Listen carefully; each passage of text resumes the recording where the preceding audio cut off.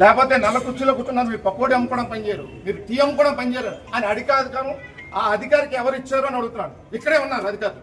పిల్లల గురించి కూడా మాట్లాడుతున్నారు. సిగ్గు లేకుండా అధికారులతోనే మనం మాట్లాడడానికి వచ్చాం. సిగ్గు శరం ఉంటే అధికారి ఇక్కడి నుంచి వెళ్ళిపోవాలి. నెక్స్ట్ ఎవరైనా మాట్లాడితే మాట్లాడండి. సిగ్గు శరం లేని అధికారులు ఇక్కడి నుంచి వెళ్ళిపోవాలి. అలాంటి మాటలు మాట్లాడిన అధికారులు, అలాంటి అధికారితో మేము మాట్లాడడానికి ఇష్టం లేదు. ఎంతమంది శ్రమతో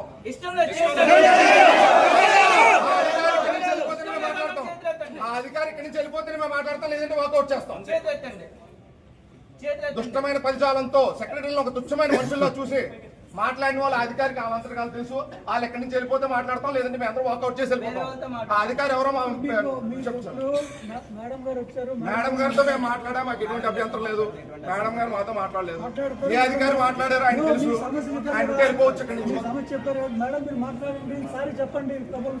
ఆ అధికారి ఇక్కడి నుంచి వెళ్ళిపోతే మేము గౌరవిస్తాం. సిగ్గు